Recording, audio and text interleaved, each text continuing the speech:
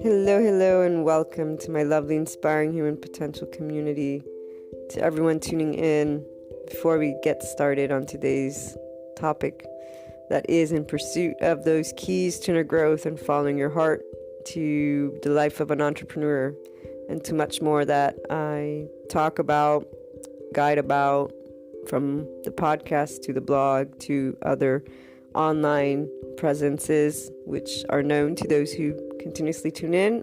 Special announcement: Anchor has allowed finally that listener support button, which means the world for everything that I pursue and wanting to share, and for those who are looking to support the inspiring human potential mission, its purpose, and anyone who believes in general in inspiring human potential, because that's one of those amazing things we can do, and the online world has brought us to be able and do connect, support, and together we will achieve that harmony worldwide. So if you wish to contribute because the inner growth process mindset has contributed to your life, or because you believe in inspiring the world through these different means, please do so. Thank you so much for doing so. And as always, you can reach out if you want to collaborate, if you want to share your story, if you have a personal development process mindset, something that can contribute to others in their unlocking of their untapped, unlimited potential. Reach out to me. The blog, luna12780.com, has my email in the About section. And let's move on to today's topic.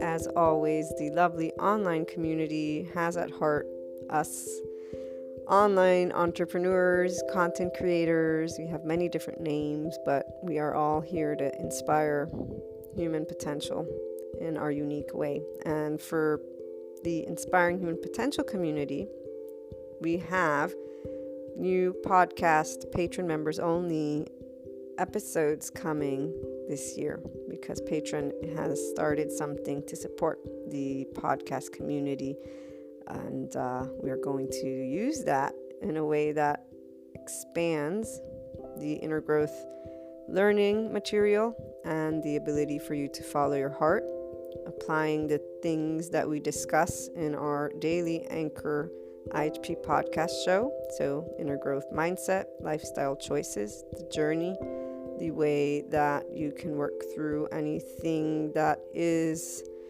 arising at first as conflict, but that those who tune into any of the material, whether the podcast, the blog, or the website, know that's the opportunity for inner growth and for you to follow your heart. So I look forward to hearing from you all for this first round. It'll be the first year that we have patron members only podcast episodes. With your feedback, I'm sure we will continue to improve and expand all the material that is meant to inspire your higher human potential. I look forward to you joining us.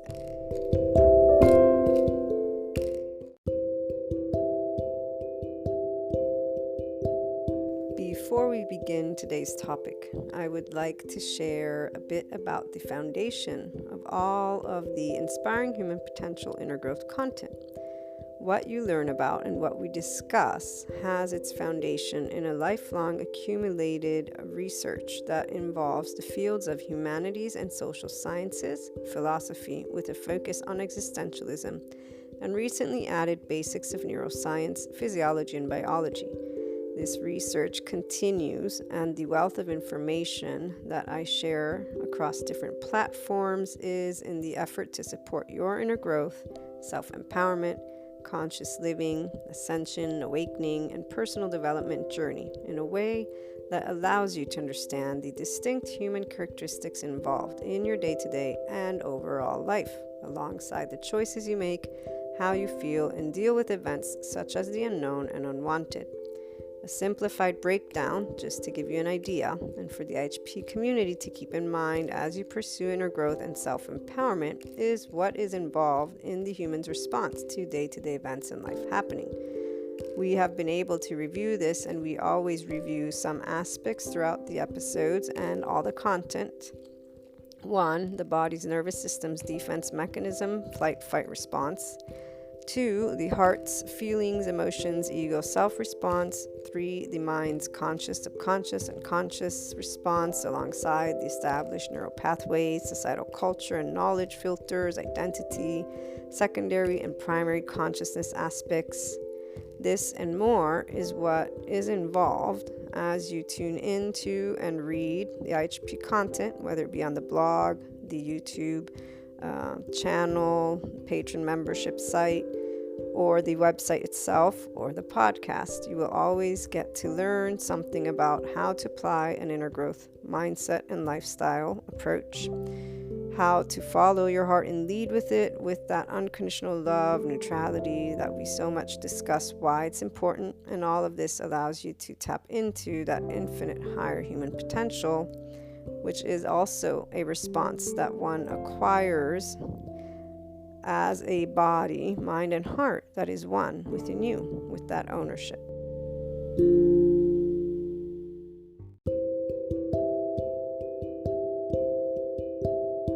There are various aspects of failure that we want to consider. Those who still navigate from a 3D, 4D space, basically, there's two different ways. The 3D would be about competition, and that it is something that enables you to thrive, meaning the person, in order to excel, needs external input in order to feel a challenge. Now, we've learned how this takes place on the body element. We talk about it and integrate it a lot in the conversations, especially this year. This past week, we had a whole bit of foundation on that lovely nervous system's breakdown with the emotional brain hemisphere. And even though it was thanks to a masterclass on trauma, this is a thing, it made it very clear that we all go through trauma. There are many areas, even if you have a secure attachment, that your body as a child could have felt overwhelmed, and therefore that wasn't processed, emotionally speaking, and so it reflects in way, shape, or form in your day-to-day with relationships. But really, if you focus on the body element, you're immediately going to be able to bring yourself to space of neutrality. Neutrality is that word that we use and speak of that you want to have in the forefront when you are actually practicing to bring inner growth as the mindset approach, because your journey involves the mindset, lifestyle choices, and the aspect of the journey is, at the beginning, you're getting to know the essence of you, the inner world of you, through feelings and thoughts, connecting those human elements, all of your past, your environment, everything. Now that we have the foundation of the body, so we learned that by 12 months, every one of us has an established pattern. I believe the terminology used was societal interaction engagement. So we will already know how we're going to interact based on our immediate experience. And this is where by the age of 7, they said, is when you begin instigating from children the same interaction that you have at home. Very important to remember, because at that age, none of us remember it. But you don't have to remember anything. That's where they make it very clear. Our body has its own vocabulary. Everything that we do and don't do is something that we can be attentive to. Those who, again, are in that inner growth mindset and journey, you're already paying attention to your thoughts and feelings, and you've been working with unconditional love and neutrality. Now it's very clear why immediately the body is where you open up the shoulders, relax the shoulders. What I meant is open up the chest, relax the shoulders, take those breaths, the rhythmic breaths that regulate our nervous system. The exhale is what you want to elongate more, because that's when we exhale, our relaxed state of the nervous system is implicated, is brought forth. So the rhythmic breathing would be like 5-5, but you could do 4-6. That way you do a shorter inhale and a longer exhale. But be rhythmic because that's what is going to allow a regulated, as we learned from the one TED Talk where he trains executives and shows how physiologically speaking you quote unquote hack your physiology by rhythmically breathing. He has this whole presentation and tool and shows somebody from the audience who's saying I'm not nervous, but when they hook him up and he's saying that, he's actually getting nervous because he's going to be questioned. So it's normal. We all, like, before speaking in front of a classroom, I remember my speech class in college, I still would get, that anxious or nervousness. And so they teach you about, pretending the audience is bunch of seagulls or naked people, but that isn't what's going to help you physiologically speaking. That's why this TED Talk was very empowering. And then when we learned about the nervous system, we understood why it works. So our emotional brain hemisphere is the first to develop and be engaged, and our flight fight is the first to develop as well. Our breathing pattern changes because we have already that primary consciousness. Our senses are perceiving there's stuff outside of us, even though it's only by 6 months that we become conscious of not being one with our mother. But still, everything is organized in senses, emotions. So the four memories we have are the explicit and implicit, right? We reviewed them a couple of times. Procedural is the one that I want to mention for that body, and then there's the emotional. Those are the implicit ones. The explicit would be the semantic and the autobiographical. So the one semantic is that common knowledge of your past, like brothers, sisters, what you've broken, if you've broken anything, right? Fallen, not fallen. But then the autobiographical one, which right now I'm not remembering the word, is like where you have a memory and there's an emotion connected to it. And I gave you guys the story for me when I was in 4th grade and kids were teasing me about my back brace, but really they were teasing me about my scoliosis and saying that my guts were falling out. And I asked the professor to episodic. So autobiographical is the episodic memory. So our explicit memory is semantic and episodic. Most of us will have some sort of trauma pre-verbal years, which is the 3-year mark. I believe they said pre-verbal. But really, the rational brain hemisphere is what begins to develop at the 3-year mark anyways. So again, everything is in the senses. So procedural, your body's important is what I'm trying to get at. And with that in mind, relax the shoulders, open up the chest, take the breath, because the breath is what regulates your nervous system. That's what I want to give, especially for the new listeners who haven't heard this breakdown. But it is something we'll be revisiting time and time again, because you're going to be able to enter a true neutral state and really disengage that immediate flight-fight mechanism, as well as start transforming experiences that you're wanting to transform in your relationships, in your conversations. See right here, when we do presentations, it doesn't mean it's going to happen the first time around, but if you practice the breathing, because as the TED Talk shows, the breathing that matters. It's not imagining only the people with the, being naked or in chicken skin suits or whatever, not skin suits, but the chicken, imagining them as chickens or little chickens. I know it didn't work for me. And the breathing, all they would give was that, and in fact, the executive coach says, you don't take a couple breaths, that doesn't do anything for you. But at the time, meditation, mindfulness, even just the nervous system breakdown in this type of breathing wasn't ever presented to me. But the nervous system breakdown is the part that was most insightful, because it allows you to own it and not think of this breathing as this tool. It allows a human being to know, you can actually not get nervous if you start paying attention to your breath. So even though I don't agree with you can hack your body, because you ain't hacking your body, you're actually using what is a natural pattern that your nervous system knew, and that right here, it didn't forget it, even though they used the word forgot. It's that you began, your emotional brain hemisphere is organizing, flight was organizing, you're organizing what you're perceiving with the baby's body, and you're not in a thinking brain yet. And if you get secure hugs and not hugs, that's, going to help. But if you're left to self-soothe and to cry yourself to sleep, then you're not going to feel safe.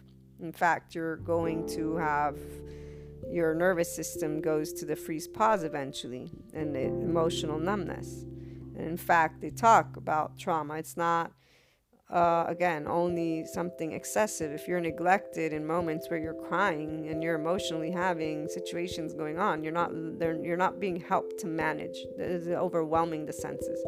Cortisol's coming out, the adrenaline as well, and your body's under stress. There's these. While thinking and allowing yourself to be neutral towards this and understand that every human being is put in this position, and even they say you can have secure attachment, you still will have things that have been traumatic. And so here, the labeling is unnecessary for those who are in the space of empowered ego and wanting to develop an empowered approach to your ego self. Because the inner growth mindset and journey is about you empowering your inner world, but it begins with allowing you to transform what presents itself as quote-unquote conflict to the opportunity for inner growth, because you're looking at the sociological, psychological, and existential aspects, all part of your human elements. The essence of you are those feelings, but you're bringing the mind and heart together here because they're not one yet, unless you've navigated, like I have, always with the feelings and the mind together. So this means what you felt, you've spoken, or what you've spoken, you've looked to feel. So for me, it was the spoken unconditional love, turn the other cheek, don't cast a stone, be kind, help humanity, and commitment to that, but not only by voice, also feeling the unconditional love. So even when somebody was mean or deceitful or lying or anything, that was the opportunity. This is where you learn if you have been in tune with you or not, thanks to inner growth. And with neutrality, again, you don't judge you because you were an infant like every other human being. And even though you began making choices at a certain point, magical thinking stops at 7 years old. That's by 8 is when the accumulation, so to speak, of traumatic situations happen. Not a coincidence, since that's when you're starting to relate to what adult thinking is and it makes sense to you. And then by the time you're a teenager, your ego starts looking to peers because you're identifying and want to see identity with peers. We have mirror neurons. We reflect with each other. So yes, you're instigating relationships based on your family environment, and this was decided by your 12 months again.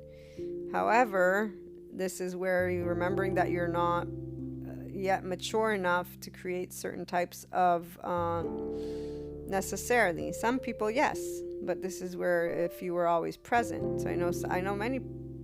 I know some people that are, I don't know if it's many, because many is anyways, it's one of those words, many little, but I know a good portion, I'd say a couple of people or more, that when we talk about childhood experiences, they definitely would claim that they made certain choices with ownership and understanding, so they remember those moments that were impactful, and they speak of it very calmly, very neutrally, very lovingly.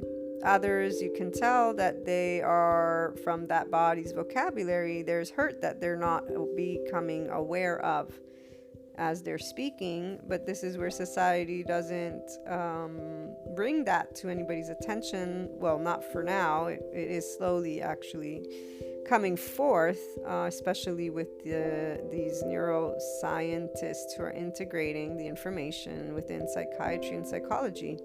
And all of the panel of experts that were teaching the course, they made it clear many clinicians are not aware and or using, they're not even taught this in their academic years, the vocabulary of the body, the importance of the body, and to then listen and connect, and every patient / client is different, and so what can work for some won't work for another. And really the empathy is not about doing it in your theoretical way, it's about you picking up. If a person's body is telling you I'm not comfortable, the psychiatrist should be able to pick up and then walk through a specific path with not in rushing through either. So here's where you can tell these panel of experts, what they're saying is not only getting to the subconscious. Actually, before that, you need to get to the body, because if somebody's in defense mode, you're not going to get anywhere. Their logical brain is not turned on. So our thinking brain, when we're in a neutral state, is when it's effective.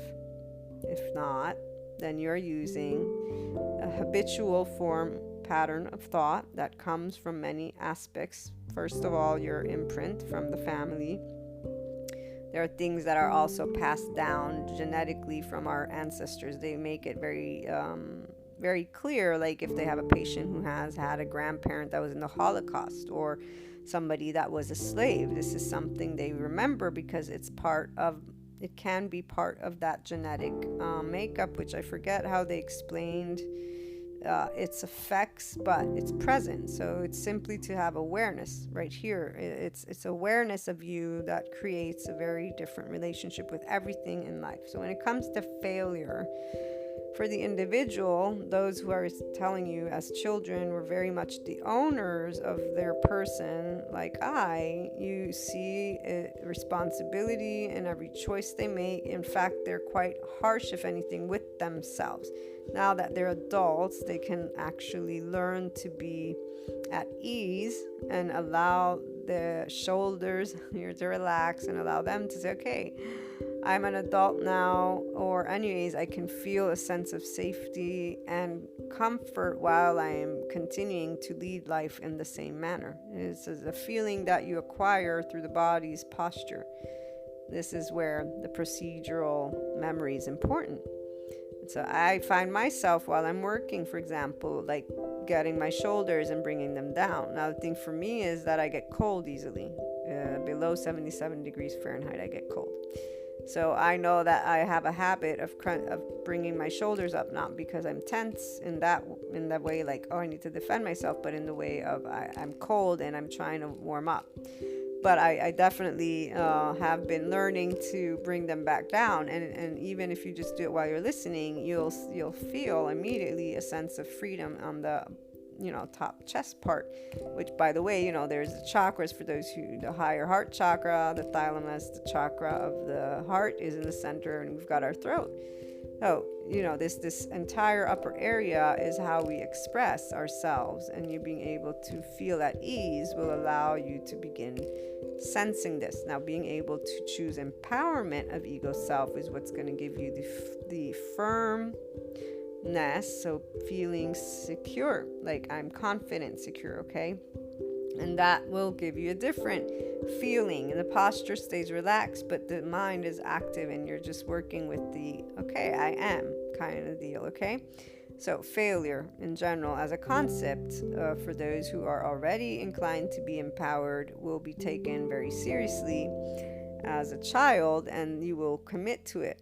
And different ways would be, one, conforming continuously to society. I have one of my friends who still is very much reactive. As soon as somebody makes a claim of him that is basically a societal judgment, they get very nasty. They get very unpleasant to be around. Even though they've gotten older, they're still reacting with anger / rage. And this is the friend I've mentioned to you guys before that is very intrigued by the Inner Growth Mindset book, when I explained, hey, when you get conflict, you can take a look at societal concepts that you learned and that are part of your culture and stuff. Then your psychological, the subconscious and conscious. So obviously the ego is insecure right now. It's trying to defend itself. And with that existential aspect, what have you chosen that you want to present as a person? Like, why and how do you want to be? Because he is somebody who takes pride in himself. That's where it caught his attention, because yes, he has ego and he knows that his reactions are excessive, so to speak. He doesn't like that part of himself because it creates a lot of, obviously, feedback from particularly family members and people he loves. And so his ego got basically like, this is intriguing, because he saw potential for him to learn something. And that's where it's natural for all of us to do the things that we feel good about and that will make us feel good about ourselves. which is why when I created the Inner Growth Program, I created it not to tell you what to do, but to help to achieve that level of awareness of your choices as you contemplate, okay, I'm getting upset because here this person called me a failure, and to me failure means what society tells you. And so my ego is defending itself. But the minute you understand from the psychological perspective that an ego that's reacting with rage is an ego that is insecure, and then with the body, but we want to start with the body, and you're immediately reacting with fight. So you've immediately cut down your level of performance because your emotional brain hemisphere is calling the shots, and that was organized when you were an infant. And so you're not calling any shots at all. Yes, you've grown up. But as you've grown up, you've simply gained sources. Your human elements come from your family, from your culture, from the identity that you've began saying, this is who I am, at the teenage year, to your peer group, finding who you belong to. So if you're an owner of you, this doesn't mean you're not part of that. The owner of you means I'm going to maintain whatever I've chosen is that right path. If it's done without unconditional love, that's where you are using societal labels. And I say that from the personal experience because for me, I use the labels too, but my core was unconditional love. And as I started growing up and realizing that judging was casting that stone, so these labels of right and wrong, wait a minute, to learn to apply them differently. And the first psychology book gave me the knowledge of the subconscious. And so it's like, oh, okay, weak egos. Basically, any person who's nasty is a weak ego. And so that immediately transformed the situation with compassion, so to speak, and not judgment, or at the very least, neutrality. So here's where your relationship can begin to change as well. If you stay in a 3D, 4D space, you're going to stay in a space of no, there's a right or wrong. And that's going to keep you locked into that specific mode of thinking. Now, you can still transform how you feel about it. So, for example, this friend, they contest when I say, but you judging this person, that person isn't going to help you. But they say, no, Maria, their behavior was wrong, and they continue with their list of why that thing is the way they're presenting it. So if that is the case and how you feel, this is where I'm saying 3D, 4D, because that is where you're going to stay in a state of duality, because you defined that there is a specific mode of conduct that you agree with and disagree, versus taking ownership and saying, this is what I agree and disagree with, but the world outside of me exists, which is why it is about identifying, the ego of you, those expectations, that societal culture knowledge that is part of your upbringing, your person, your thought, and then disengaging from being in what I would define in that case cognitive dissonance, because you're reacting to different information, so an opposite behavior, by using a label. The regular and average person, 3D, 4D, is going to tell you spot on, because you got your ego mind and or ego spiritual group people. The 5D person is going to say you're judging another human being based on your own personal imprint.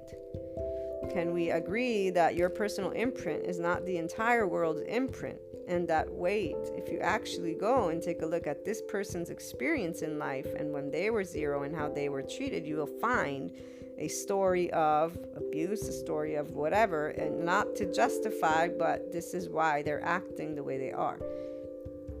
If you use sociology, psychology, the neuroscience that has come into play, which is giving a very good and clear knowledge base of our nervous system's entire way of continuing to be that procedural memory, that primary consciousness has everything to do with however it is you behave.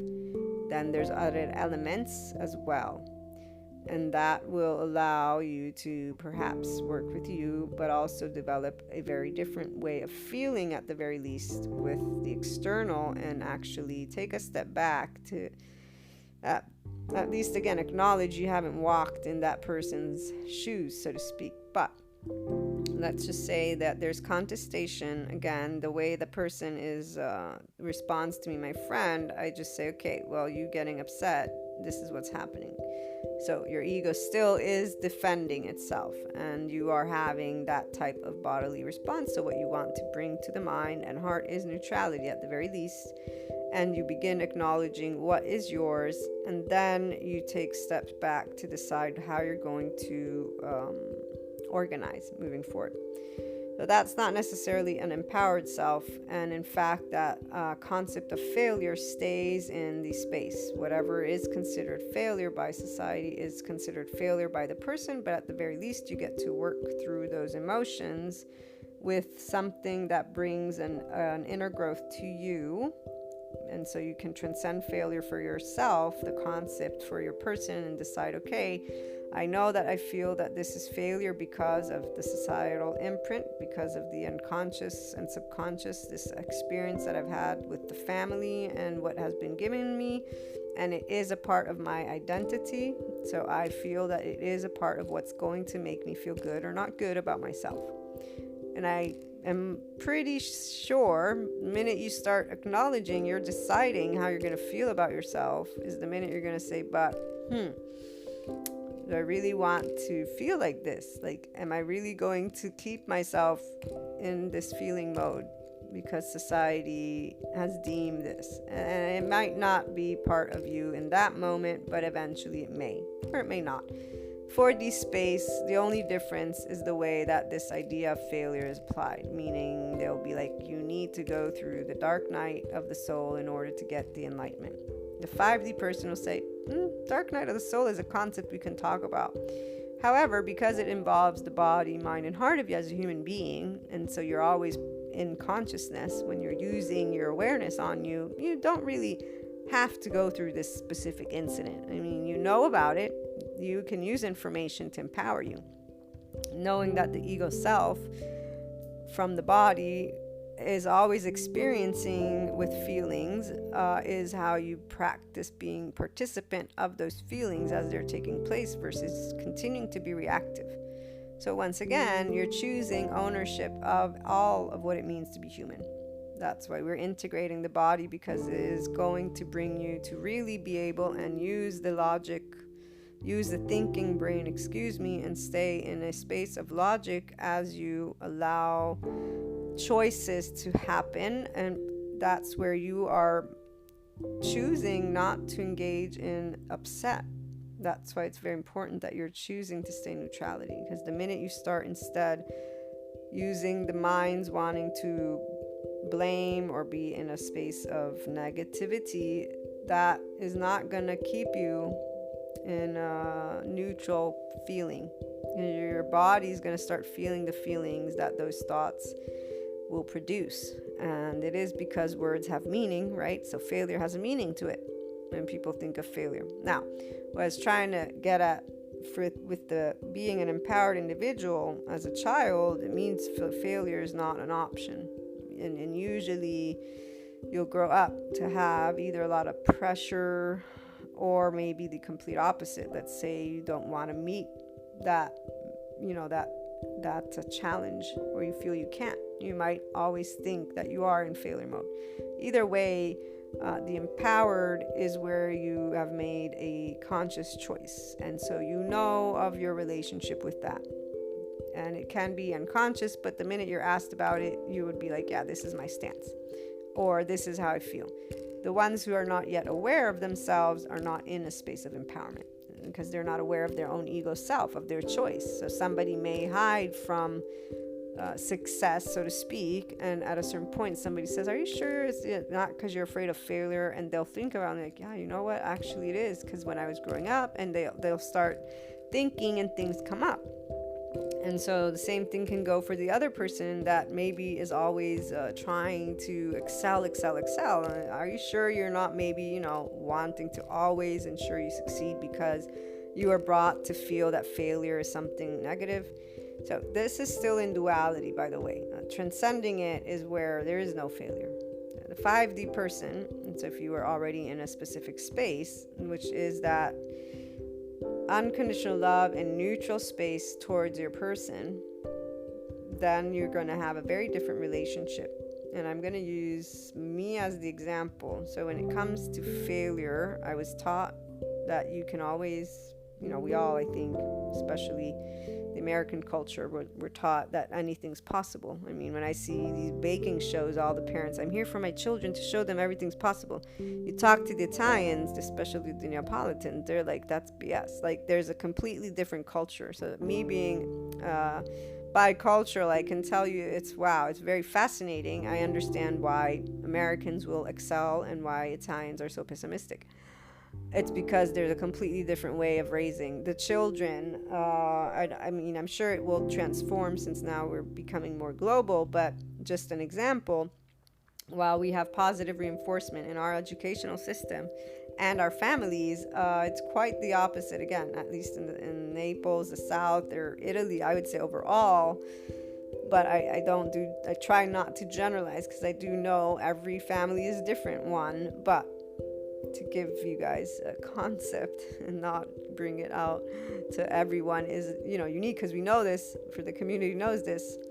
The way that, especially like my family, the way that they help you to make it in the world is to point out the mistakes you've made so that you may be strong and be able to accept criticism and be able to try better next time. So it is very interesting, because there's a couple of incidences where I was presented, this is good, but you could have done better here or there. And then they say, we're giving you the criticism so that you can improve. But the criticism isn't even constructive criticism. And so with being bicultural, I just laugh about that, because it's like, okay, what? And also being somebody who I don't believe in failure. There is no failure. It's a word. From the minute I can remember, I'm like, okay, yeah, I got it. The society talks about it, but essentially you can't fail if you only fail if you choose to stop. And even then, if you've chosen, this is where it's not part of your destiny. Now, this is where I don't have the fear of missing out, but I'm a human being that doesn't respond to life with the external stimuli. Like, I do things because I want to do them. All of it. Like, if I've chosen to do it, then I've done it. That's when you're a complete owner. You don't make excuses. You don't justify. This is where there is no middle ground, meaning whatever you choose, you're like, yeah, I've chosen. So at my teenage year, this is where there was only little wiggle room where I didn't do things I had chosen. And thanks to that, I'm like, yep, that's not happening ever again. And from that moment forth, it was a promise that I made. So here's very clear, and I know a couple of people that are in this space that were that committed, like that they're that the same amount of, whatever I have done, I've chosen. And so for them, doesn't mean that they don't believe in failure, but they're owners of all of the decisions they've made, and they will keep moving forward in this space. Now, it's important to allow yourself to recognize all the feelings that are part of that self. So for me, the unconditional love being there, the failure, it was connected to that part God gives you, what's part of your path, and you get what you're supposed to get to bring forth that love, to be the example. And that's why failure was not really possible, because whatever is given to you, you do or you don't do. So if you don't do it, it's just not a part of the journey. Others stay in a specific competitive place with this, and so they continue to go through pressure. It's not an empowered ego, because essentially it's continuing to only empower itself through competition. And that's why when people say, yes, failure is good, being distraught is good, they're treating failure, I know why and how they're speaking, and this will resonate with those who will continue to view failure as a motivator.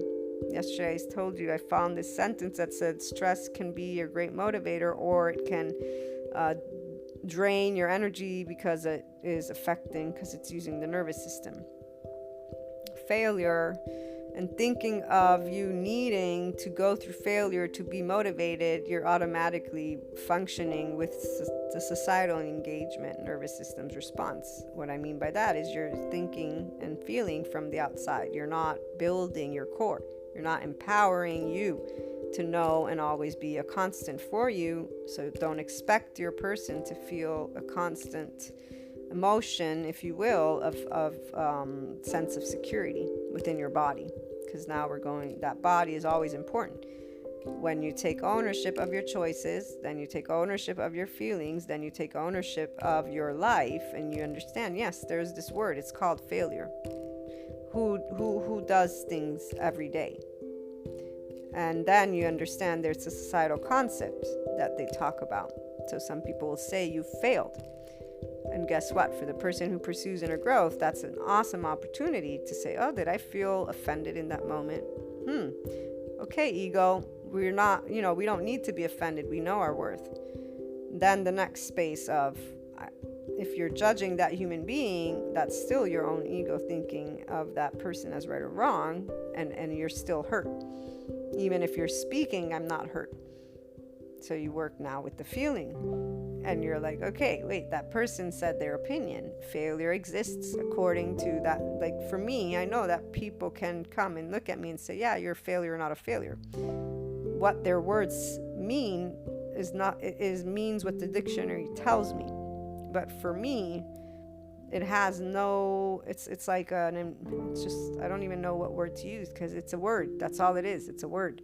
It's a concept. That's it. It has no meaning to me. There are people that I've talked to about this, and for them it does. And they say, no, but you can't gauge if you're successful. They're defining their success based, again, on the external. So if you're basing your success on the external, then of course you're going to base failure on the external. If success is not based on the societal engagement, you're not using that nervous system's response. You're not saying, hey, mom, am I successful? And you're not also offended if your mom doesn't think you are successful or not. And this is funny because, my mom and I sometimes in the past, we will have disagreed to agree to disagree is what I'm trying to say. Where I was told, why didn't you just go and become a nun? And I was like, well, no, because I want to help people in my way, I don't want to be a nun. And just another silly example. What I'm trying to say, though, is I love my mother to death and she loves me. And her comment was not meant to be in any way, shape, or form hey, I'm trying to put you down.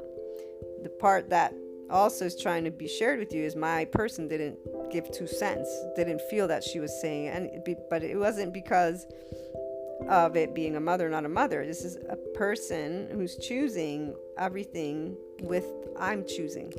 This is when you're navigating with your ego. When you can be having a conversation with somebody who is literally telling you that they disagree with what you're doing, that maybe you are a failure, and that you're not offended by it. Offended is a very important word, because the minute you are offended by it is the minute your ego has been hurt and bruised, which is where you can empower your ego.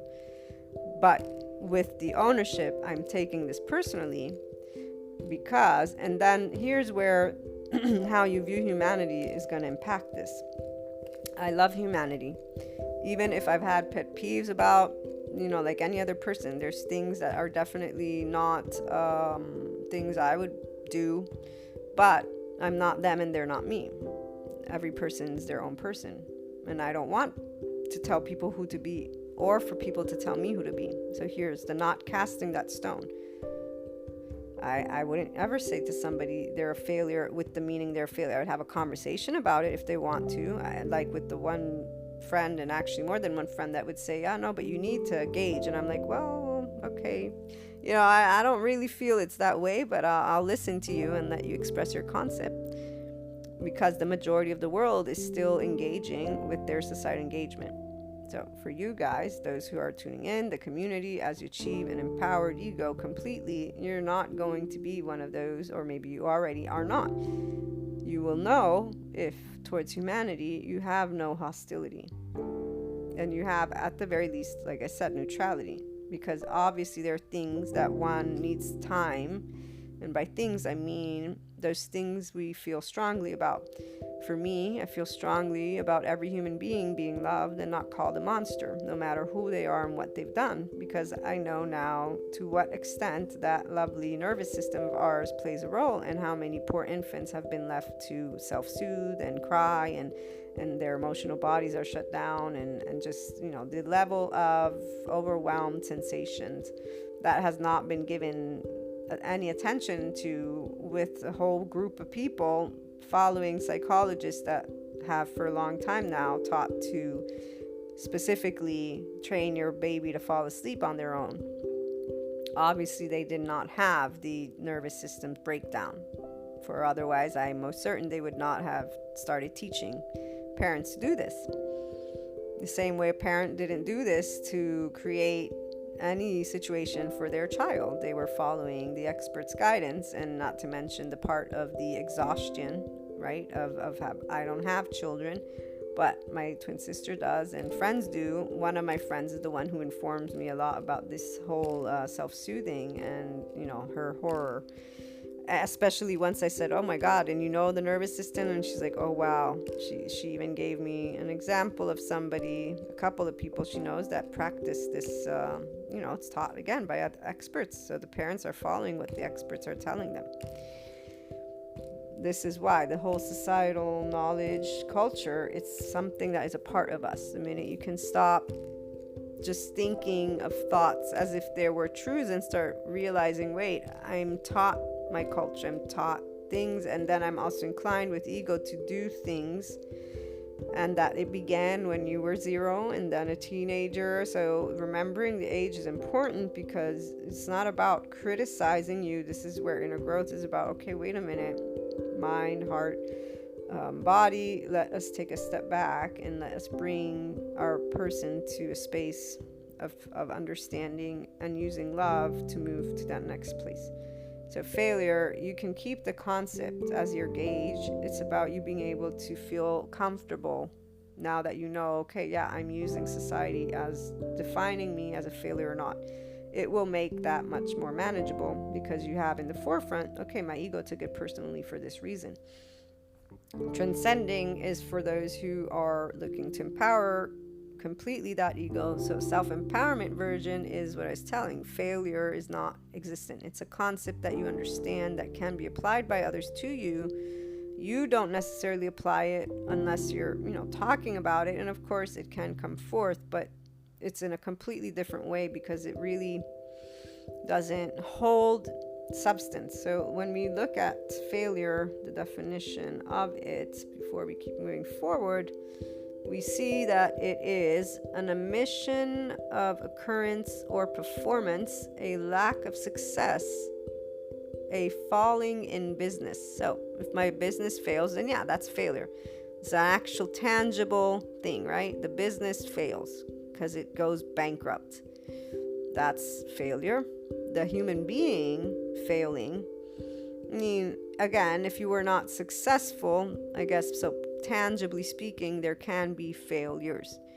To consider yourself a failure or your goals of achieving that, conceptually speaking, this is where a person who is empowered is not entering ever. So there's not failure in that sense. There can be failure applied to a specific, like I said, that business goes bankrupt, it's failed. And so at that point, one would say, I have had a failed business. But to feel, conceptually speaking, that you are a failure is what we're always talking about, the inner world of ours, and conceptually how to work through feelings and definitions. So again, but even here, if somebody wants to stick with the failure exists mentality, they're staying in a specific space with that entire way of dealing with life. And here's what happens as you allow failure to continue, then the feeling won't be of satisfaction. And that accompanies you. And when that accompanies you, you can't expect the self, your ego, to feel empowered, because you're actually feeling a feeling of failure as you move along life. Your mind and your heart are always involved, and the body, and you're always choosing as you allow yourself to become aware that the thought, feeling, and body is yours. So yes, a concept may exist. How you decide to walk that path is what you get to do as you pursue inner growth and follow your heart. So with self-empowerment in mind, moving forward, right?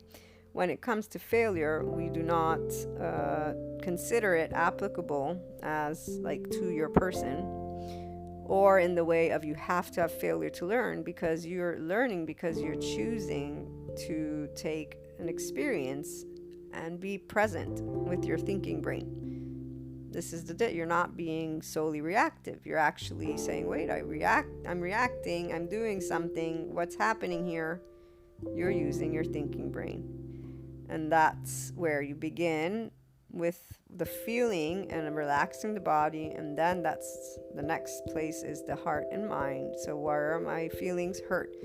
When a parent, family member, friends, somebody, right? You're thinking they're talking about failure. You perceive maybe that they're thinking failure, however it is. So you're interacting with external, and there's this presence of this concept of failure.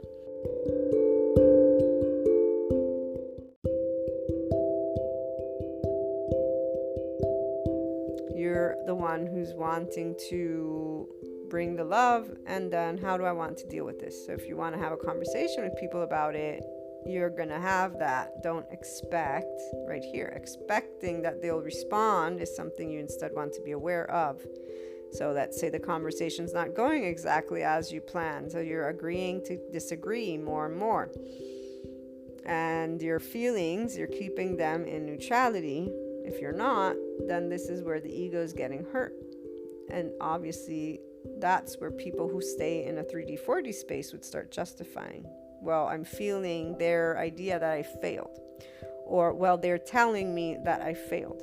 So my ego is bruised. This is why it's a choice to stay in a limited place, not doing the infinite higher human potential view. In the moment, the empowered person, or the one working to empower, when you get to advanced place of the inner growth program, that's where you begin knowing, okay, I'm getting offended because my ego is not liking, but it's okay because I know that I am not a failure. And I know that this person has their own opinion and their own background and upbringing and their own ego and their own self. And if they're even, let's say they're being spiteful, let's say you perceive they're doing it on purpose. Again, from impartiality and knowing they are reflecting their own insecurity on me. Because when you're spiteful, vengeful, any of those, narcissist, all those terms, you go look psychology, it's an insecure person. So if you're in, again, not judging humanity, that's where you're going to be growing. If you're judging humanity, you're in a 3D, 4D space labeling them. Because you're not in unconditional love. You're labeling them asshole, rude, whatever. You're justifying you getting upset, and you're continuing the engagement essentially. And so the emotion is what it is. And maybe you're getting into an argument with them. But that's for the not empowered or person who's working to empower their ego. The person who's working to empower, therefore you're like, okay, wait, I'm getting upset. So this is my opportunity to remind me, feeling wise and thought wise, I'm not a failure. This is a person's opinion. It's their person. That's it. You're not going to continue judging them. That's the part that sometimes people continue to get lost in. And so then their emotions are still going to be in a place of upset, and they're not empowering their ego. There's not inner growth. So the minute you say they're the ones that are speaking these words, and then you focus on the ego, your ego's needs, and you are saying we're loved ego, we're worthy ego, that's how you're going to practice empowered ego in that moment. And not a I don't care that is only a word, but you actually don't feel empowered, and that word is meaningless. Very distinctive, because the body is in a complete neutral stance with the word, with the person calling you even a failure. Like I said, I gave you the example when this discussion with my mother, why didn't you become a nut? We were having a discussion. Nowhere did I feel offended. Nowhere did I think she was trying to make me feel less. She has a very specific mindset of what it means to succeed, so to speak, and what should it have been or not have been the way that I was pursuing something. She's not the only human being of that. My uncles, other people, their opinions, they are people that I love. Their opinions are their opinions. It's not even their right or wrong, it's their opinions. There's reasons why they exist. Society, has a lot of different ways that they've explained what success or failure is, and so every person has their own opinion. It's up to you to choose whose opinion matters more when it comes to these things. And if you haven't chosen yet, now you get to choose. So failure, this is where transcending, it doesn't exist in your vocabulary because there is no failure for you. But it is about when you're engaging with the external that you can actually know if it's true to your heart or not. And if it's not true yet, that's the opportunity to allow the ego to know from your end, okay with this. The definition for you is that you're not a failure according to you. That's it. So others will continue that are in a different space to potentially discuss these conversations with you. You will not be engaging in that type of conversation. And if you are, you express your concept, it will not be the majority. That's the part. The majority will disagree potentially for now. Eventually, I think it might change. But right now, those who will even just want to keep on talking about it, it's because for them, you need to gauge that word in the way that societal culture presents it. So again, the empowered ego doesn't really get involved in those types of conversations. It's the opposite. But it is good practice as you know where you're at with that inner growth journey and the empowerment of self. So when you begin noticing, okay, I'm being in ego, I feel offended, that's when you get to practice, okay, there's no need for me to be offended. This is a word, this is a concept, it is actually something that society, the mass society, especially those who are continuously with that society engagement, is part of it's our nervous system's first response. So the ego identifies with specific groups of knowledge, which usually involves the societal culture. So they're only being the average regular human being. And nobody's telling them your ego's insecure when they're reacting in any way, shape, or form. No, society's saying there is a label. It said failure, success, and this is how you gauge what you are or not are. Not everybody, but that mass for now. Again, even the ones who I see calling out independence, the way they're calling it out shows that they're still in duality because they're criticizing the entire system. They're labeling it as in specific ways. They're not making a case where we all are equal, let us all they're not speaking with love, guys. They're speaking with upset. The upset only perpetuates that same dynamic. And so this is where those individuals are in anger, flight, fight mode, and they're in hurt mode. So this is where they're still looking for the approval. And that interaction is what creates a difference. We have instead probably the 5D space, people who are saying, we need to reevaluate. And in fact, they did. They redefined, if I'm not mistaken, success or failure. But this is where people said, we need to redefine what this word is because this is not something that is healthy. And they made a whole. And I remember, I think people were like, this is BS. Some of the business owners that I know, they were saying, and they criticize it. They're the ones in complete 3D space. The 4D space, it's a little bit different. But again, the people in that neutrality, this is why. Everybody is in the space they should be. That's what they're speaking. It's not about competition, and it's not competition that makes you thrive or not thrive. And they're the ones who know positive reinforcement, allowing the expression of the individual and allowing there to be neutrality and just everybody in a sense of ease. Is what allows the best performance, not a body under stress, and not this mindset of something that is a positive or negative, especially as children grow up. I disliked gym class beyond a shadow of a doubt. Because I don't physically, excel, and it's just, I just didn't like it. I don't like physical activity. I also have scoliosis, so that might be why. But my twin sister loved sports, on the other hand, for example. So even here, right, it's subjective. But to give people the possibility to choose, I would say that is optimal because where one feels insecure and not in a good space emotionally, it's important, as we learned, the overwhelming sensations. So when I share the one story of that teacher, for example, it was never with upset that I remember it, but it was with like, I didn't come to you to get put on the spot. That was not my reason to go to an adult. If I knew that was the case, I would have handled it on my own without me being put on the spot. Others that I've told the story to felt differently. So in that age group, they would have felt fine with it.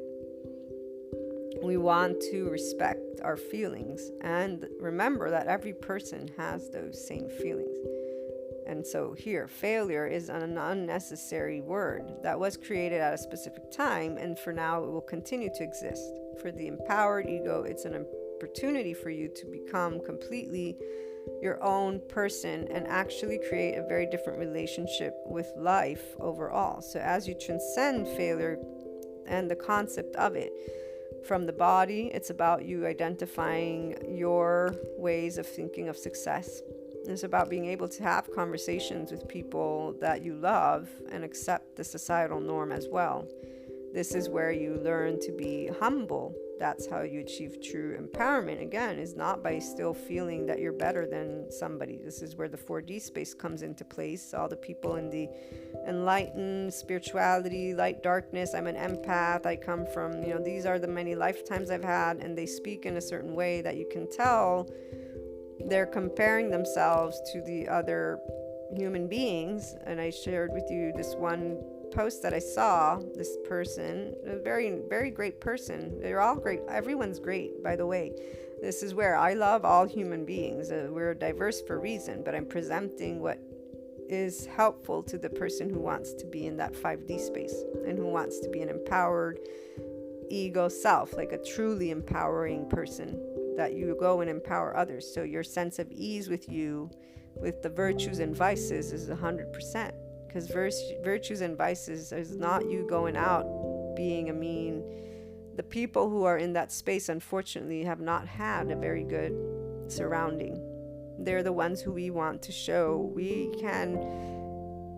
don't expect you to change. We have a system, but we won't judge you either, because we know that obviously something happened when you were born and as you're growing up that led you to not feel integrated and to then go off on this. And there's enough psychology and neuroscience again to show this. Unfortunately, our documentaries still to this day, when they're talking about all of those in the criminal and justice system, use a specific tone, because we're not in a complete 5D space yet. We're still in a space of not realizing to what extent a human being's life is immediately affected from the minute that they are being in the stomach. We learned that the mothers who have an excess of cortisol, that affects the brain's development. The amygdala of the brain will be enlarged, and that's where the anger and fear is. And so they were saying it's about the person then being, the child, very anxious and fidgety and not being able to handle emotions well.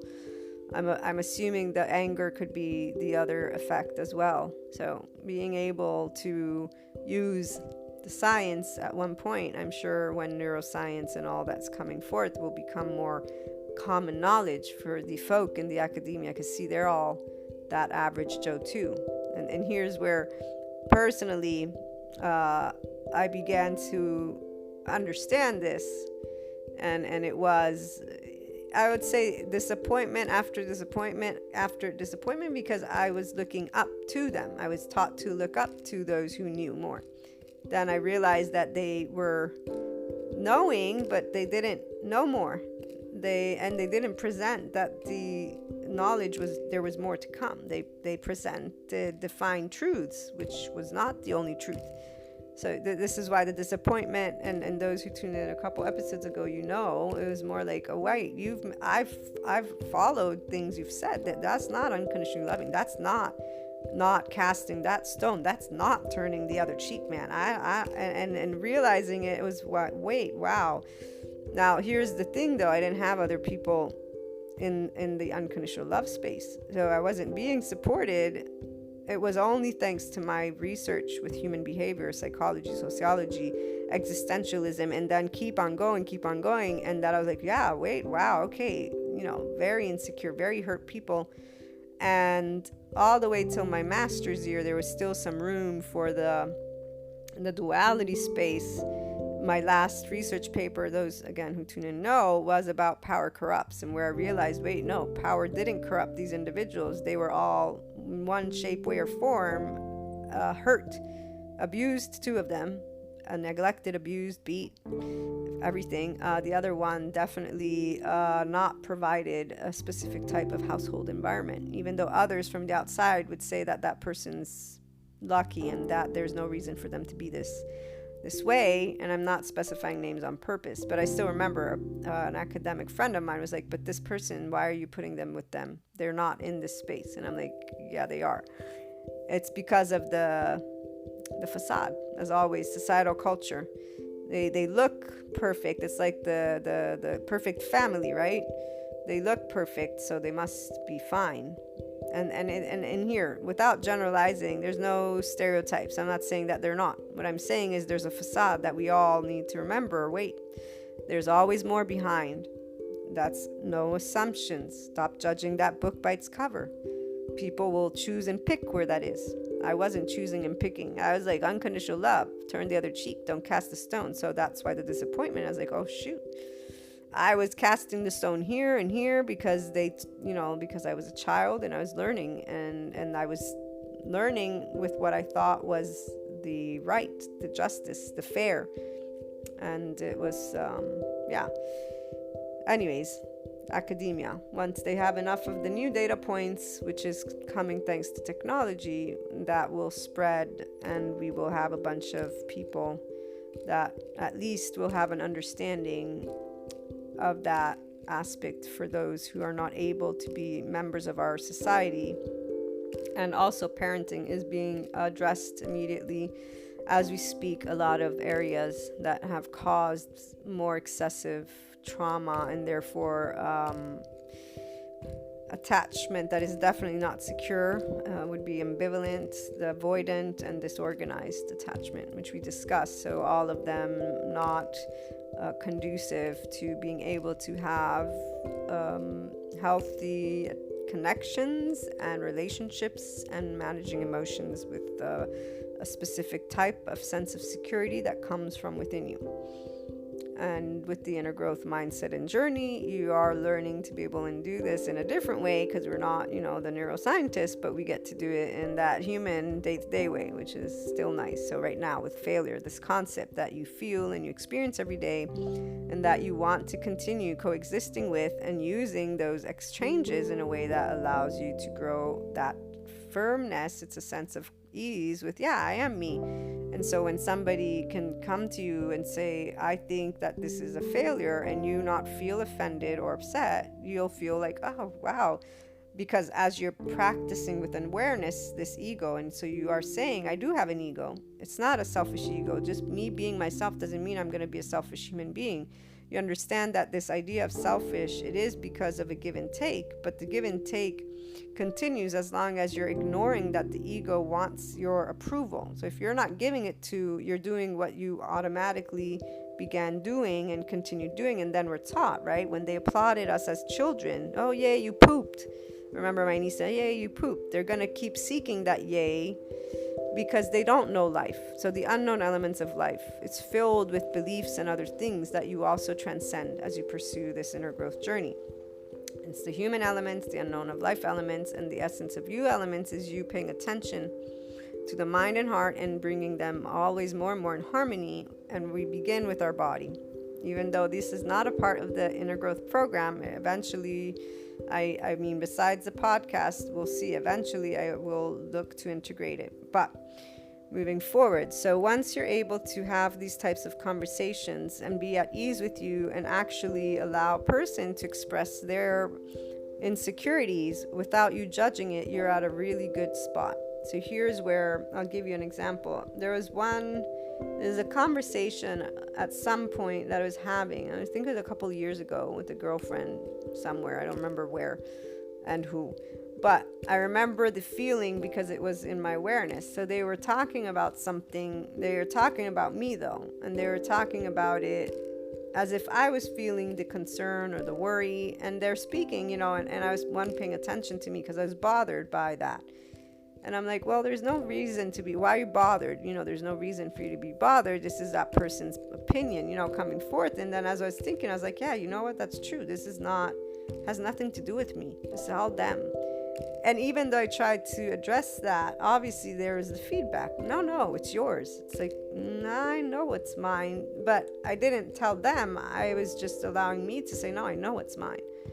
When you can allow yourself to be in that space, that is also when you know that you are in an empowered ego, because you're achieving confidence in your personal intuition on your own body. But you're also accepting, because here's the other part. I know how I behave. I know what I do, which is why I know why this word is being used with me. because this is where it's like the failure. Or even yesterday we talked about peaceful, according to society.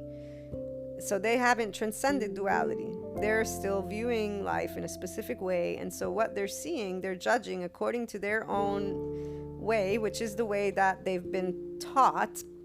And they're ignoring what I'm speaking as the person. So they're mansplaining me. And I use that word even though I would like to find a different word, but it's the word that is easily understood. So they're explaining to me what I'm feeling instead of listening to me. We do this with more than just one aspect.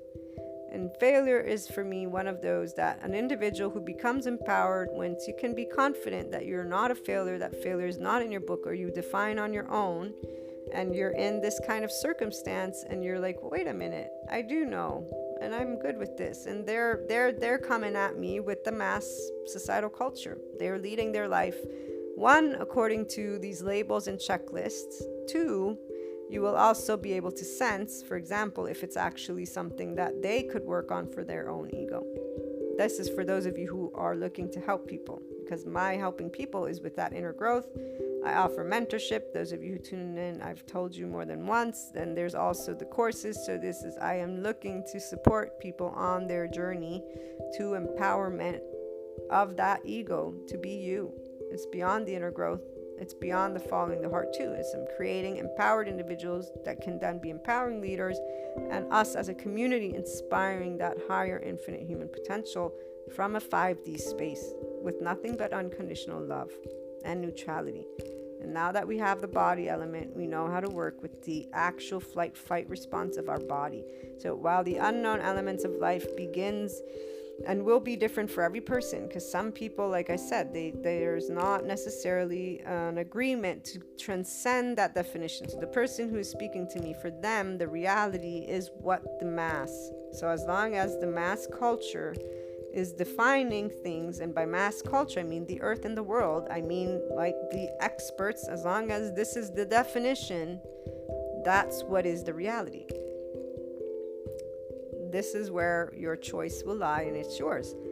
For personally, and those who are in the same space like me, we are like, no, my reality, quote unquote, is a coexistence with others, but my life, my personal life, is mine. So I will use whatever word I want, whenever it is I feel like it, in however way. So see, here's, for example, those flat earthers, which I've shared with my younger sister who gets upset with me, but I've said, they do no harm to anybody. And she said, yes, they do. They give misinformation. I say, no. People that are knowledgeable know that the earth isn't flat. They're not going to go around starting to think that the earth is flat. Now, there's other areas where people say, like, example, the vaccine situation, right? So some people are like, but they're causing this and that. I understand. This is where we coexist, though. And so finding the aspect that the world doesn't revolve around any one of us. It goes both ways. It goes triple ways. It goes all ways. This is the entire aspect of a 5D space. You're not choosing this one's better. No, you know, if they exist, they exist. Now let's find a way to be harmonious. So the part of science always triumphing is for sure, because the minute it started to come forth is the minute everything that was in a belief system, even what is now being proven to still be correct, it took precedence because the eyes can see, which is why the academics, before they'll include this new information, there needs to be 10, 20, 40, 50, 100, I don't know how many clinicians. There's this guy who's a doctor who told me once, when I explained to him the Schroth method, and I'm like, the Schroth method helps, the scoliosis, and none of the practitioners in the scientific field are using it. And he's like, well, because there needs to be a specific level of data. And I'm like, seriously? So what? It's like when they say, there needs to be a specific number of evidence before we come and investigate, and then the person gets murdered or something. It's like, really? So sad but true, right? Here's where the thing is with our lives, though. This is you don't have to wait for that.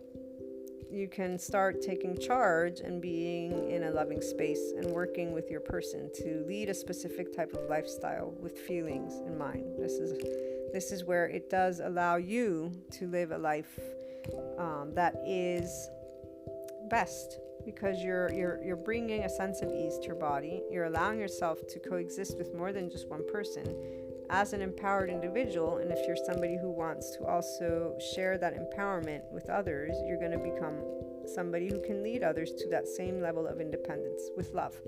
So the part of the vaccine thing, of course, I know that's more important because, they've explained, that this has brought back again other diseases and stuff like that. But even here, when people are presenting to me their argument and they start getting upset, I say, look, the unknown elements of life. So here, either you have faith and you trust in your species. This is a reflection of right here, if failure exists or not.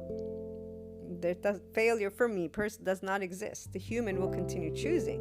What I see the human doing is to continue creating fear. So when they're getting upset, and I'm not saying I was never in that space. See, this is where I was as a teenager in that space. But it was immediately visible how it made me less smart. And I mean it, my brain was not functioning at its best, which is why when I found out that the nervous system's immediate defense mode is where the thinking brain stops functioning, I was like, that's why, because it was a very specific feeling I had which would connect to me trying to make a valid argument, discussion. So as a teenager, definitely I was going to become a lawyer because I was told that I was a very good debater, and then I chose political science.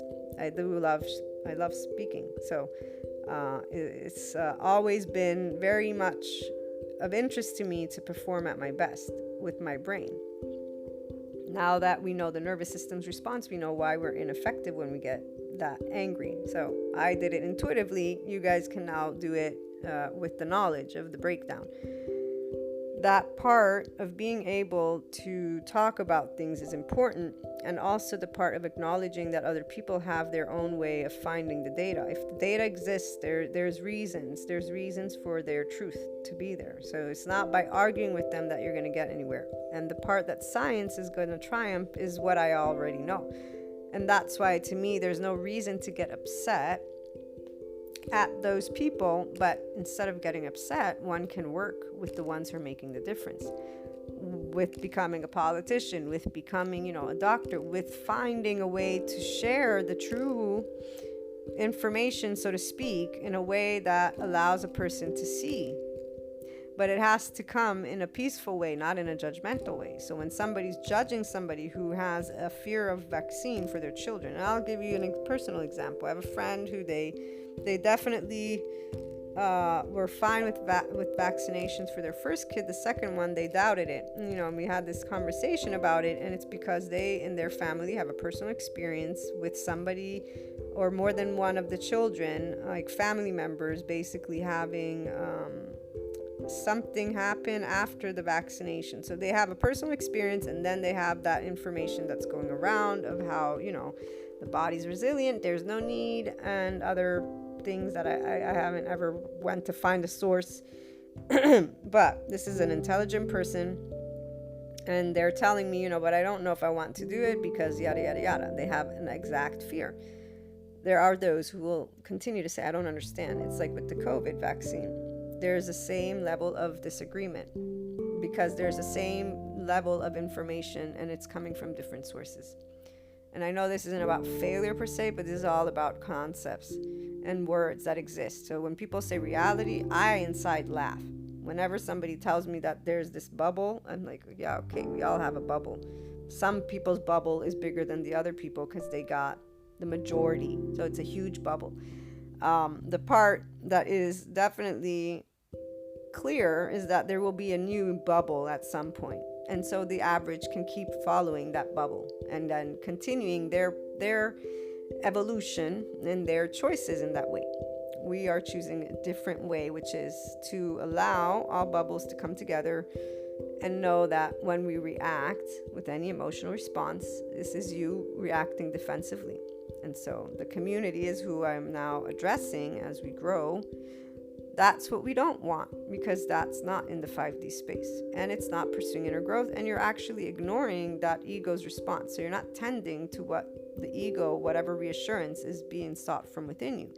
You're not allowing yourself to expand the way you think by allowing yourself to go to neutrality and say, wait, I can evaluate this from all angles, and I don't need to respond with anger or not anger. So like I was saying, the flat earthers, of course, it's like, wow, they are there, but I even saw a completely opposite group that is part of my religious foundation, and I saw an exaggerated like them saying science is not real.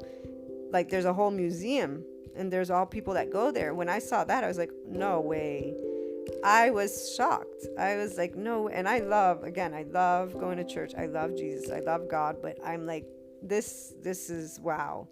Like, how do you deny all the years of, but there's reasons. I know, because we all use our conscious brain. Every person has a piece of information, and although some will criticize it, being an online marketer, being a political science and international relations diplomacy major, I know exactly how. Like, there's enough information in my information bank to say, yeah, the societal knowledge, it's constructed. There's different ego groups. Sociologists talk of groups with ego in mind. So it's not only the family. Your first imprint, your first filter to you and society is your family. Your first ideas of what you are and what society is. As that teenager, then you start looking to your peer group, but you already have that foundation. And this is why, like, the failure thing to me was never a potential, because I was choosing always. And I was told that even if it came, it was a blessing. So it wasn't a bad thing. Then eventually I transcended it completely.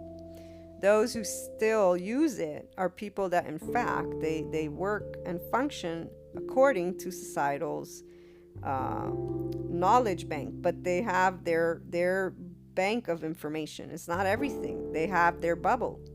So they will have, it's like the ones for the vaccine, and then the ones for the flat earthers, or not the flat, like, this is a thing. Even if it may be small, it doesn't matter how small. Those individuals are still leading with their societal engagement nervous system's response. They're leading with whatever their truths are.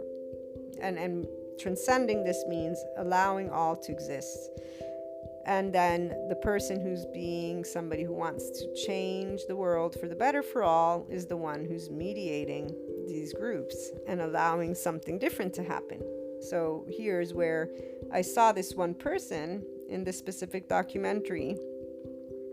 They talked about this place that was denying science in this way, this museum. And they even said, they told their colleagues, we can't offend people in their belief. If we go in there and offend them, we're instigating, of course, a defense mechanism immediately. These were not his words, but they were roundish. So he's just saying, if we go and defend, we're not helping to share the knowledge. We're immediately going to be refused. What we need to do is welcome, and then based on what their belief is, try to see how we can integrate and work with them.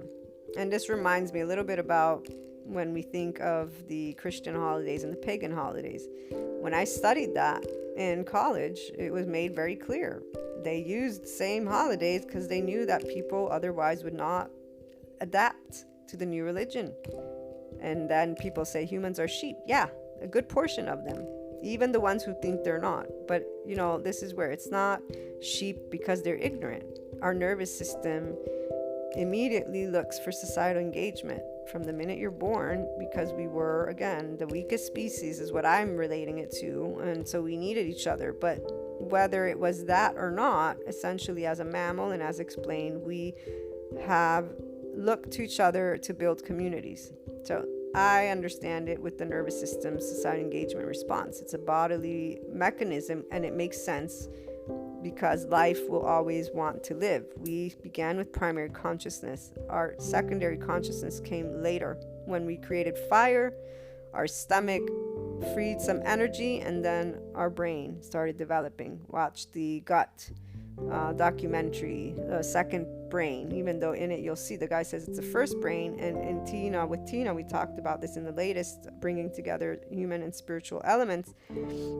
where she told us there's the Tai Chi instructor or author that actually went in a science lab to say, because he wanted to make sure that they'd know it's real, he uses his gut brain and his brain.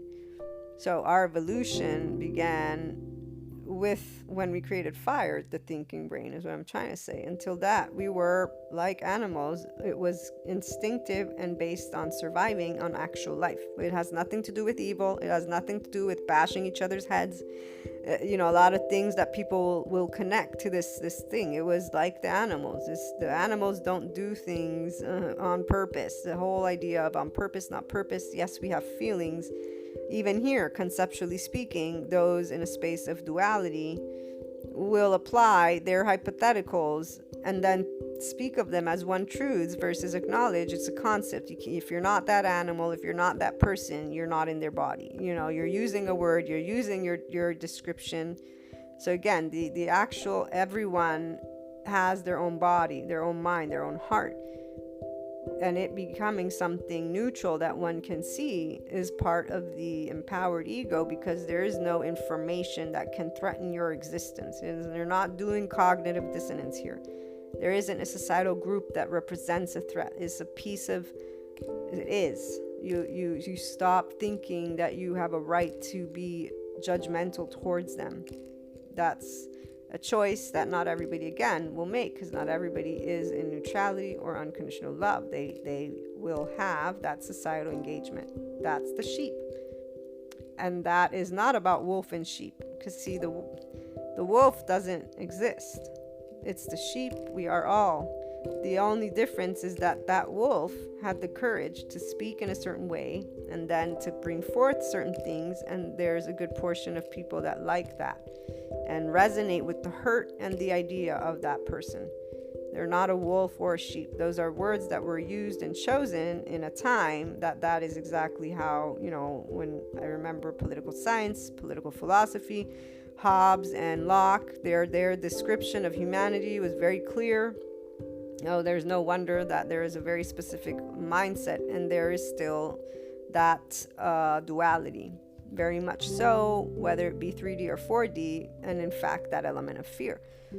So the aggression, the failure, any concept is unnecessary, and the empowered ego is the one who in fact realizes this time and time again, because as you're gaining comfort with being you and saying, wait, but I'm not a failure, you realize the futility of even getting in that emotional state. Then once you know that, it affects your actual health.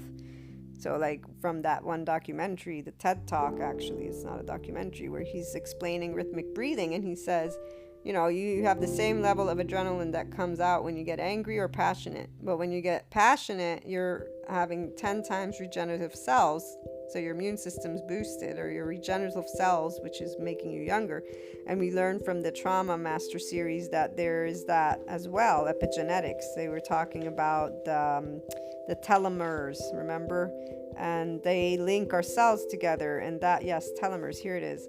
And that actually is what keeps and repairs our cells, or telomerase is what repairs the telomeres.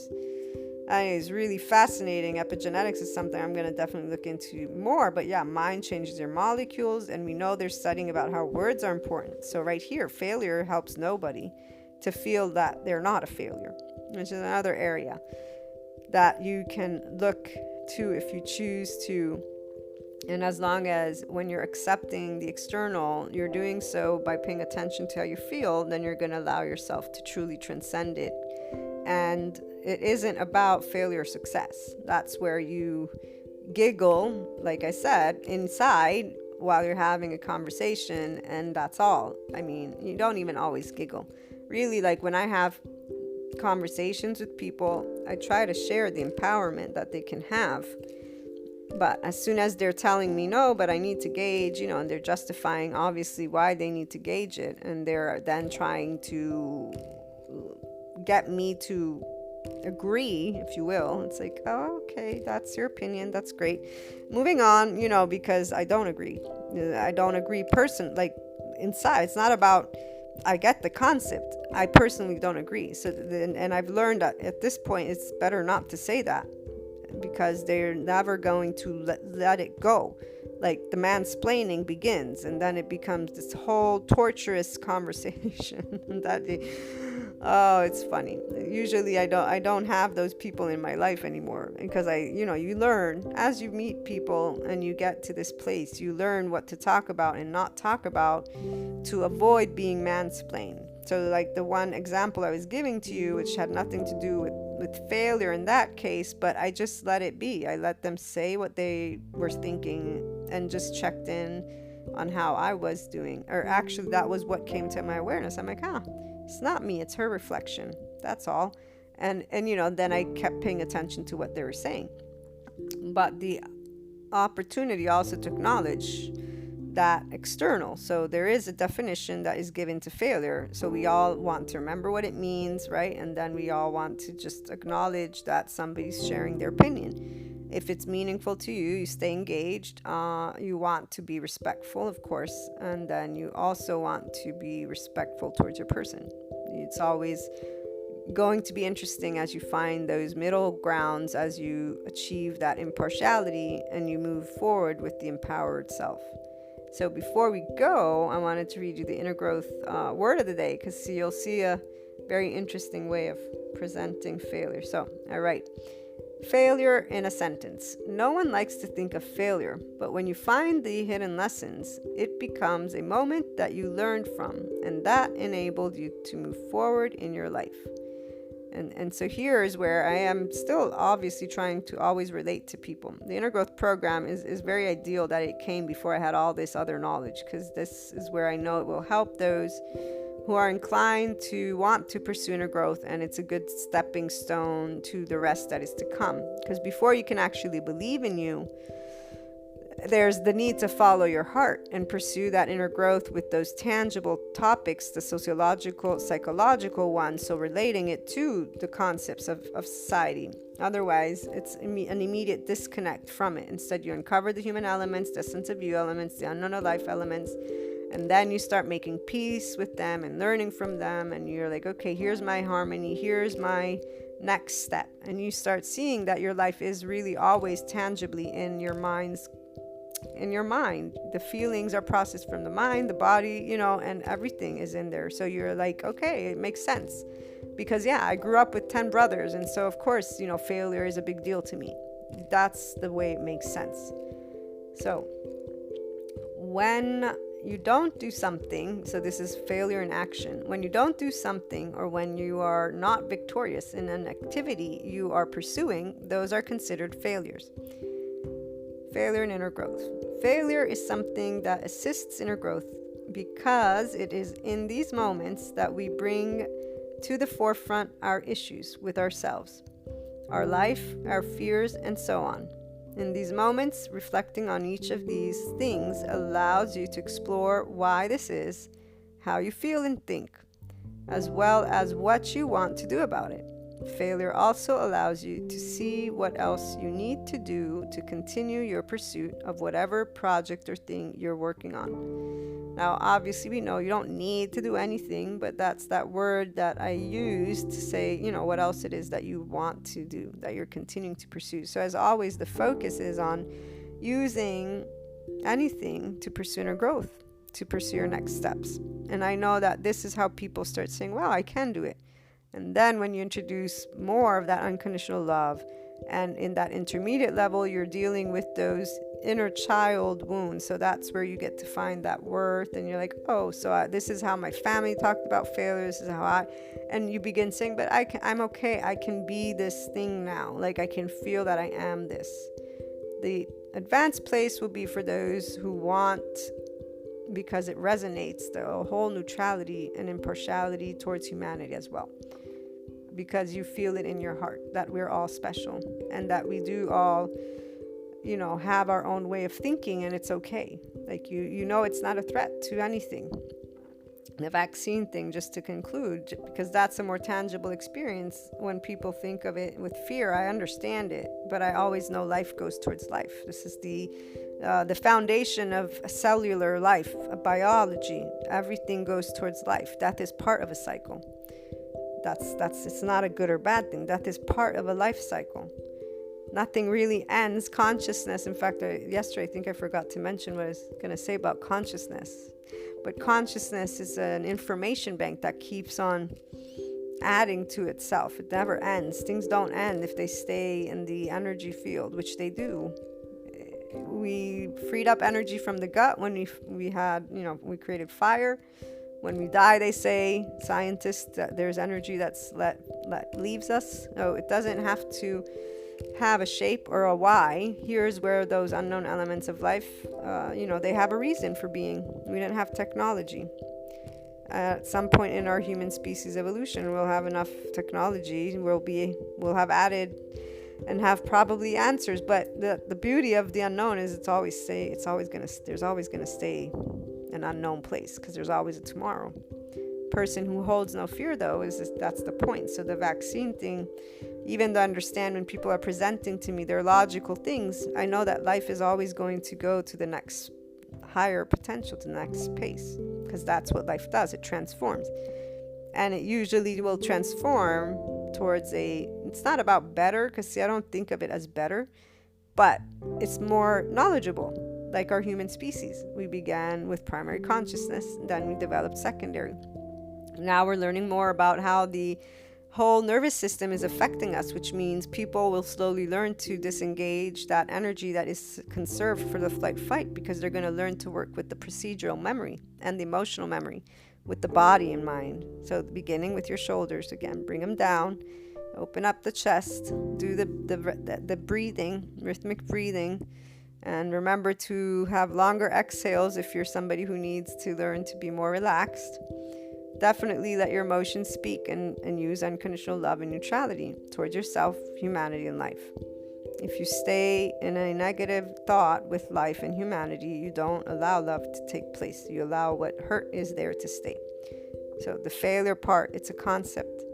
If you trust in you, believe in you, it will be a concept that will be meaningless to you. That's what matters most. But you will coexist with others who it has meaning. And you can learn to respect that and not be reactive. The one friend that I was telling you about, when he gets nasty, he gets really ugly, like really ugly. And one of the reasons why I took a break from him as a person when we were younger, because I would see like the level of rage. And it scared me, even though I knew they wouldn't hurt me, but they did tell me some stories that made me think, you never know, the guy is volatile, man. So he's gotten, as he's aged, calmer. I'm thinking it only has to do with our bodies go through changes. So his intriguement, though, in the inner growth mindset makes me hope that once I give him this breakdown of the nervous system, he'll take it and practice it, because he's also very intellectual, so he likes gaining information. And like I said, his ego loves to feel good about himself, so I know it'll make him think. And it doesn't mean he'll change his way of thinking about people. Like, that part is actually quite ingrained, because he's very structured. But at least his body will learn to be at ease, which is a nice thing for every one of us when we're having interactions with each other, because you can have an actual conversation. So here he might learn to not react with rage or anger when somebody defines him in whatever way he thinks that the person's defining him as a failure. So that's every one of us has something and more important. If we can learn to address it and then bring that empowerment to the ego self, you're not going to respond with the defense mechanism. Breathing, body, and then you choosing how you're going to direct your mind and heart is what's leading always your day to day. I look forward to hearing your thoughts and experiences on the topic. Calling in on Anchor, leave a voice message, and you can also always email me. You find the email in the About section on the blog, luna12780.com, and on the website, inspiringhumanpotential.com. Have a great day. Sending you all lots of love, hugs, and smiles.